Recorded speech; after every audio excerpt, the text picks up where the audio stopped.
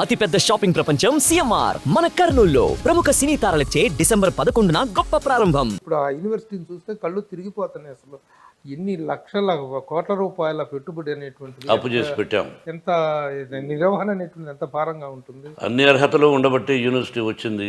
University వచ్చేసిందని కాదు, ఎటువంటి యూనివర్సిటీ టైఅప్ అయ్యాం మేము. విస్కాన్సిన్ యూనివర్సిటీ, అలాగే ఇంకోటి ఏదో ఉంది.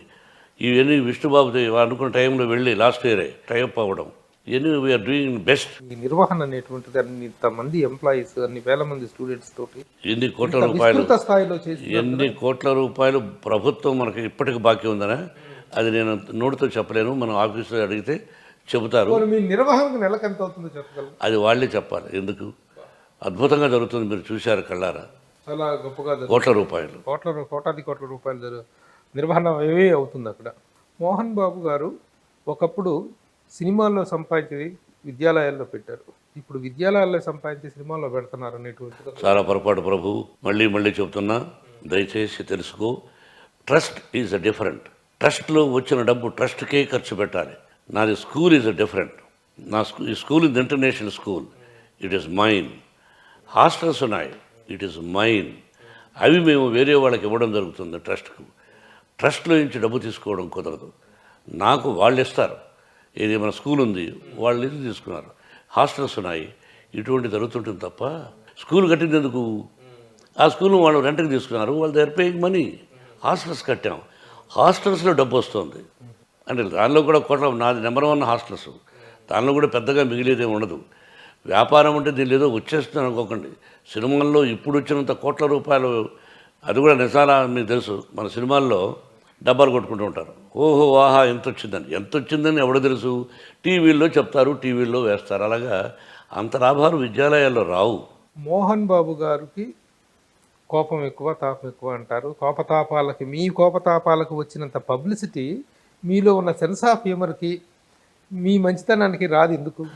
అది నా కర్మ, అంతే. మీరు ఇన్ని మంచి పనులు చేస్తున్నారు, అవి పబ్లిసిటీ అంటే దాన్ని మనం ఏం చేయాలి? నెగటివ్ బాగా చదువుతాం మనం గబక్కలో. హత్య, అరే పేపర్లో ఇటు హత్య అని చదువుతాం.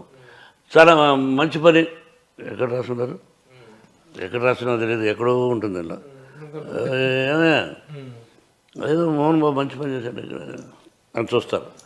మనోళ్ళు నెగటివిటీని బాగా ఆనందిస్తారు, మంచితనాన్ని ఆనందిస్తారు. మోహన్ బాబు వివాదాలు, పరస్పర పూరకాలు, పరస్పర ప్రేరకాలు, పర్యాయ పదాలు అనేటువంటి అభిప్రాయం ఉంటుంది. దాన్ని మనం ఇప్పుడు కొత్తగా చెరిపేయడానికి ప్రయత్నించి కూడా ఏం ప్రయోజనం లేదు. ఎందుకు చెరపాలి?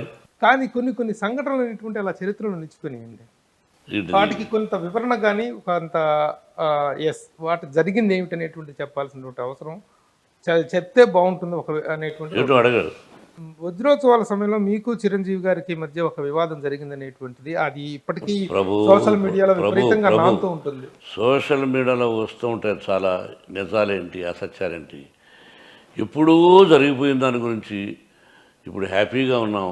ఎందుకు? అది కొన్ని సందర్భాల్లో అన్నదమ్ముల మధ్య, స్నేహితుల మధ్య, ఆత్మీయుల మధ్య చిన్న మాట జరుగుతూ ఉంటాయి. భారత భాగవత రామాయణం చూసాం కాబట్టి అది నథింగ్. ఆ విషయాలు వద్దు, వేరే విషయాలు ఏదైనా ఉంటున్నమాట. అలాగే మూవీ ఆర్టిస్ట్ అసోసియేషన్ ఎలక్షన్స్ సమయంలో కూడా మీకు చిరంజీవి గారికి మధ్య ఒక అన్ప్లెజెంట్ వాతావరణం ఏర్పడింది అనేటువంటిది. మూవీ ఆర్టిస్ట్ అసోసియేషన్ ఎలక్షన్స్ ఒక చరిత్ర. ఆశ్చర్యపోతుంటాను నేను, ఎందుకు అలాగా జరిగింది. విజయాన్ని సాధించాడు బిడ్డ, అదొక ఇది. బిడ్డ ఏదైతే చెప్పాడో విష్ణువర్ధన్ బాబు అన్నీ చేశాడు. ఇంకా ఒక బిల్డింగ్ ఒకటి తప్ప అద్భుతంగా చేశాడు. కాదని పగవాడు కూడా చెప్పలేడు. ఊరికి జోక్గా కామెంట్స్ అవి తప్ప అవి ఎవడో చూస్తాడు, పిచ్చోడు చూస్తాడు, వదిలే. కాబట్టి ఆ మనసు కష్టం కూడా నాకు తనకి రాకూడదు చిరంజీవి గారు అనిపించింది. I have still that pain in me. ఎందుకు జరిగింది అది అతను తప్ప నా తప్ప? I don't want to discuss about that point నా. అది మీ ఇద్దరు మళ్ళీ ఎక్కడైనా శ్రమకు ఎదురు పడితే ఎలా ఉంటుంది? మీ ఇద్దరు 100 సార్లు ఎదురుపడ్డాం, 100 సార్లు మాట్లాడుకున్నాం. ఏమి లేదు మధ్య జనం అనుకోవటమే, అంతే. ఓకే. లేకపోతే మీ ఇద్దరిది టామ్ అండ్ జెర్రీ కాంబినేషన్ లాగా ఎప్పుడు కొంత కీచులాట నడుస్తుంటుంది సరదాగా, భార్యాభర్తలకు ఉంటుందిగా, అలాగే. So everything is cool and good now. Yes, ఎప్పుడూ కూలే. మీ ఇద్దరు అభిమానులు కోరుకునేది అది. ఎప్పుడూ కూలే, ఇప్పుడే కాదు. అట్లాగే బాలకృష్ణ గారు చేసినటువంటి అన్స్టాపబుల్ అనేటువంటి దానికి ఓపెనింగ్ గెస్ట్ మీరు దాంట్లో పార్టిసిపేట్ చేయటం, బాలకృష్ణ గారి పర్ఫార్మెన్స్, అసలు ఆ దాంట్లో మీరు దాన్ని ఎంజాయ్ చేసిన విధానం గురించి చెప్తారు. సోదరుడే నాకు ఫోన్, సోదర అంటుంటాను, బాలయ్య అంటుంటే సోదర అంటుంటాడు. ఫోన్ చేసి మీరు రావాలి అన్నాడు. తప్పకుండా అన్నాను. I love him, I love that family, I like him. చెప్పాడు, అడిగాడు, ఎస్ వస్తానన్నాను. వెళ్ళాను.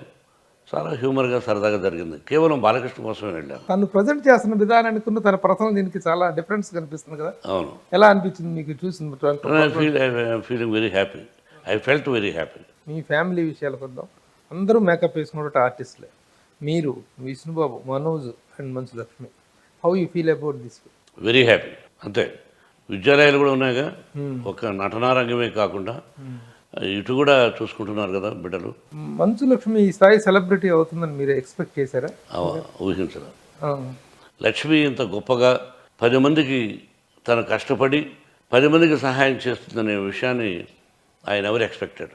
తను ఎన్నెన్నో కార్యక్రమాలు చేస్తూ ఆ డబ్బును పేద విద్యార్థులకు చాలా చోట్ల తను చేస్తున్న విధానాన్ని చూసి, ఎందుకమ్మా ఇంత కష్టపడతావు, ప్రభుత్వాలు చూసుకుంటాయి, నువ్వు నీ బిడ్డ ఏదో కాస్త కోస్త సంపాదించినాను 10 రూపాయలు దానం చేయగాని ఈ ఎన్ని అసలు పెట్టి ఆ డబ్బు ఈ డబ్బు, నువ్వు ఇంటి దగ్గర జనం ప్రతిసారి నేను వెళ్ళినప్పుడు ఆ ఇంటి దగ్గర అమ్మ నేను మా కష్టాల్లో ఉన్నాం, తను ఏదో కాస్త నువ్వు సంపాదించేదే తక్కువ, దానిలో ఇచ్చేస్తుంటావు, ఎందుకు నీకు? ప్రజల కష్ట సుఖాలు తెలుసుకోవాల్సిన వాళ్ళు ప్రభుత్వం, ఆ ప్రభుత్వం చూసుకుంటుంది, నీకు ఎందుకు చెప్పు అంటే ఆ తెలంగాణలో ఎక్కడెక్కడో పోయి బిల్డింగ్లు కట్టించింది. మంచి పనిలే, బట్ వై నువ్వు స్టెయిన్ తీసుకుంటున్నావని. మంచి చేస్తుంది కదా మీరు. ఫీల్ ప్రౌడ్ అయ్యా కూతురుగా. విష్ణు విషయంలో మీ ఎస్టిమేషన్స్ ఏంటి? తను ఇప్పుడు అవుతున్న విధానం ఎలా అనిపిస్తుంది? నా దృష్టిలో ప్రభు, నా పిల్లలు ఎలా ఎలా ఎలా అని చెప్పుకోకూడదు. భగవంతుని ఆశీస్సులు, ప్రజల ఆశీస్సులు నా బిడ్డలకు ఉండాలి అని చెప్పుకోవాలి తప్ప ఎలా చేసేస్తున్నాము అలా చేసేస్తున్నాము చెప్పకూడదు. చెప్పడానికి నేను ఇష్టపడడం లేదు. They are very good, that's all. Administration, schools administrations, విద్యాలయాల administration, they are very good. Vishnu చాలా కేపబుల్ అని తెలిసింది. మనోజ్ ఆల్సో వాడి దృష్టిలో వాడు కేపబుల్. తను ఏం చేస్తున్నాడు? మనోజ్కి ప్రధానమైన యాక్టివిటీ ఏంటండి? Manoj is doing now 3 or 4 pictures. ఇప్పుడే కొత్త పిల్ల కొడుకు అయ్యాడు కదా. Vishnu is pro chancellor. అతను దాదాపు 10-12 years నుంచి విష్ణు చూసుకుంటాడు విద్యాలయాలు. మనోజ్ వద్దనుకున్నాడు, రేపు చూపించొచ్చేమో ఇంట్రెస్ట్. సుమన్ టీవీలో మీ పర్సనల్ అండ్ బిజినెస్ ప్రమోషన్స్ కోసం కింది నెంబర్కి కాంటాక్ట్ చేయండి.